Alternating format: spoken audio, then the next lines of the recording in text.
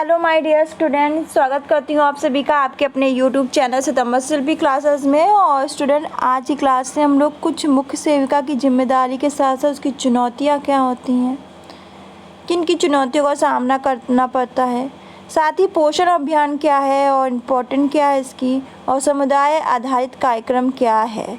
तो इसको देखेंगे, इम्पॉर्टेंट है, पेपर में 1-2 नंबर का पूछा जा सकता है। तो ये सब इम्पॉर्टेंट क्लासेस चल रही है, तो ज़रूर देखिए।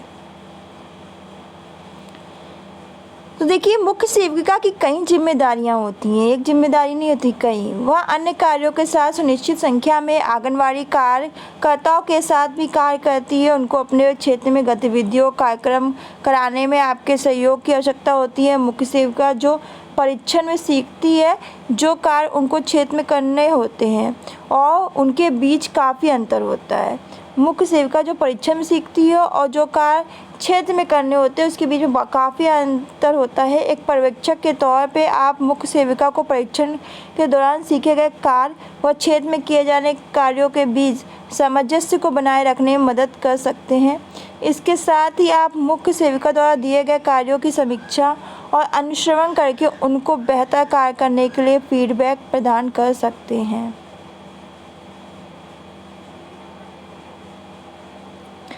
साथ ही मुख्य सेविका के द्वारा कुछ चुनौतियों का सामना किया जाता है। वो चुनौती हैं तकनीकी शिक्षा और ज्ञान की कमी। मुख्य सेविका की सबसे पहली चुनौती होती है तकनीकी शिक्षा और ज्ञान की।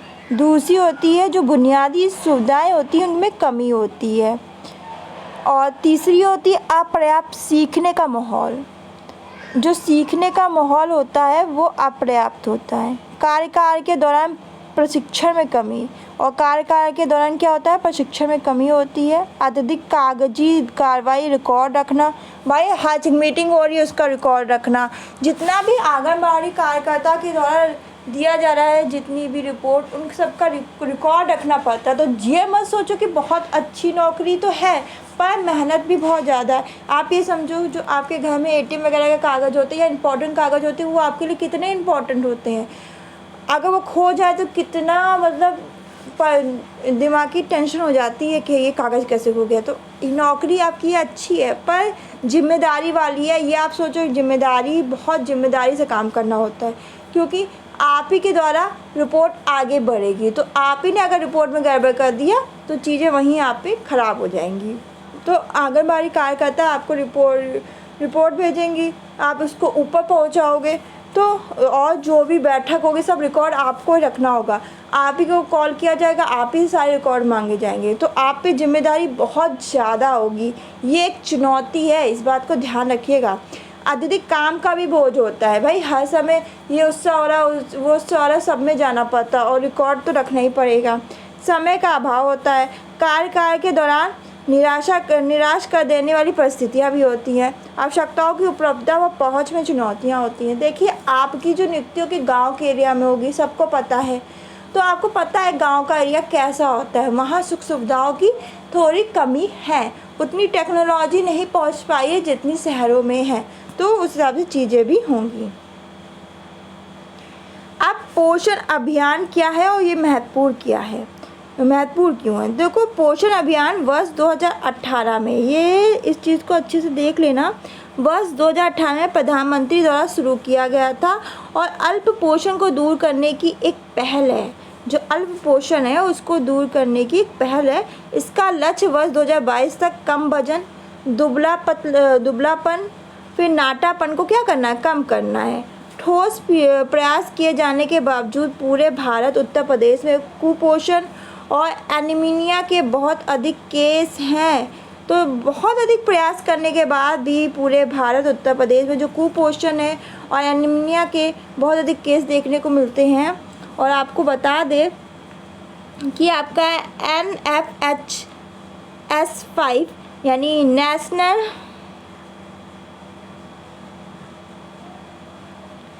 फैमिली हेल्थ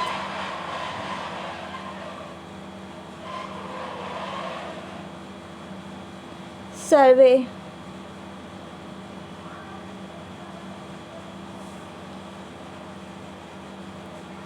राष्ट्रीय परिवार स्वास्थ्य सर्वेक्षण, नेशनल फैमिली हेल्थ सर्वे तो के आंकड़े दर्शाते हैं कि एनीमिया के मामले 15 से आपके 49 वर्ष की उम्र की महिलाओं में 65% तथा 5 वर्ष से कम उम्र के बच्चों में 79.7% देखे गए हैं। इन आंकड़ों में कम वजन 39.7 और बौनापन 25.1%, दुबलापन 39% के ज़्यादा मामले भी दर्शाए गए हैं। संयोगात्मक पर्यवेक्षण कार्यप्रणाली से सेवा की गुणवत्ता में सुधार करने और यह सुनिश्चित करने में मदद मिल सकती है कि लाभार्थियों को पूर्ण लाभ मिल रहे हैं और उनके पोषण में सुधार हो रहा है। तो ये चीज़ है। तो इसमें क्या आपको ध्यान रखना है कि कम वजन के कितना प्रतिशत है, बौनापन का, दुबलापन का। साथ ही जो आंकड़े दर्शाए गए हैं तो एनीमिया के क्या आंकड़े दर्शाए गए हैं, किस वर्ष के आयु तक के बच्चों के, तो इम्पोर्टेंट है। और ये भी ध्यान रखना कि पोषण अभियान वर्ष 2018 में प्रधानमंत्री द्वारा शुरू किया गया था और अल्पपोषण को दूर करने की पहल थी ये, और इसका वर्ष 2022 तक कम वजन, दुबलापन और नाटेपन को क्या करना था, कम करना था। इसका लक्ष्य क्या था, यहाँ से क्वेश्चन पूछा जा सकता है। तो 2022 तक कम वजन, दुबलापन और नाटेपन को क्या करना था, कम करना था। फिर इम्पोर्टेंट नहीं, मोस्ट इम्पॉर्टेंट है ये समुदाय आधारित कार्यक्रम। देखो, सक्रिय रूप से CBE जैसे गोद भराई दिवस, अन्नप्राशन दिवस, सुपोषण दिवस, वास दिवस, किशोरी दिवस, वजन दिवस, अन्न वितरण दिवस का अन्य ICDS और स्वास्थ्य कार्यकर्ताओं के साथ आयोजन करना, यह सुनिश्चित करना कि लाभार्थियों को CBE के दौरान सेवाएं दी गई हैं, यानी कि समुदाय आधारित कार्यक्रम के दौरान सेवाएं दी गई हैं। CBE के दौरान परामर्श और मार्गदर्शन प्रदान करना, यानी समुदाय आधारित कार्यक्रम के द्वारा परामर्श और मार्गदर्शन प्रदान करना। प्रत्येक CBE की रिपोर्ट तैयार करना, उसमें इसे पर्यवेक्षकों के साथ क्या करना है, हमें साझा करना चाहिए। तो यहाँ से क्वेश्चन बन सकता है CBE का फुल फॉर्म, तो समुदाय आधारित कार्यक्रम। तो ये इम्पोर्टेंट है, पेपर में डायरेक्ट यहाँ से आपको क्वेश्चन देखने को मिल सकता है। इसमें जो इम्पोर्टेंट चीज़ है वो ये है कि मल्टीपल चॉइस क्वेश्चन में आपसे ये पूछ लिया जाए मुख्य सेविका को कौन सी चुनौतियों का सामना करना पड़ता है, तो इनमें से कोई ऑप्शन होगा तो ये सब देख लेना। फिर इसमें क्या है, इसमें ये देख लेना कि पोषण अभियान कब शुरू किया गया था और इसका लक्ष्य क्या था, और NFHS का फुल फॉर्म क्या है, एनीमिया के मामले किस उम्र के महिलाओं के लिए हैं, कितना प्रतिशत है, और बच्चों का क्या प्रतिशत है, ये देख लेना। और इसमें कम वजन का प्रतिशत, बौनापन का, दुबलापन का, इनको देख लेना। यहीं से क्वेश्चन बनेंगे। सबसे ज़्यादा ये ध्यान रखना क्वेश्चन कहाँ से बनते हैं, जहाँ से क्वेश्चन बनते हैं ना वही चीज़ पकड़ो, तो यहीं से क्वेश्चन बनेंगे। इंपॉर्टेंट चीज़ थी, छूट ना जाए, इसलिए मैंने कहा आपको करा दे, इसलिए मैंने आपको करा दी है। तो वीडियो अच्छी लगे लाइक करना, शेयर करना, हर चीज़ इंपॉर्टेंट करा रही हूँ जिससे कि आपका पेपर बहुत अच्छा हो, कुछ भी छूटने ना पाए। ये आंकड़े वाकड़े जो हैं यहीं से क्वेश्चन बनते हैं, इन छोटी छोटी चीज़ों को अच्छे से देख लोगे पेपर बहुत अच्छा हो जाएगा।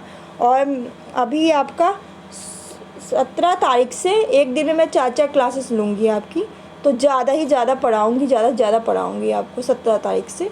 और कोशिश करूँगी एग्जामिनेशन से एक दिन पहले सब बंद कर दूँ, जिससे कि एक दिन पहले आप रिलैक्स माइंड से अपना सब माइंड अपना रिलैक्स रखो।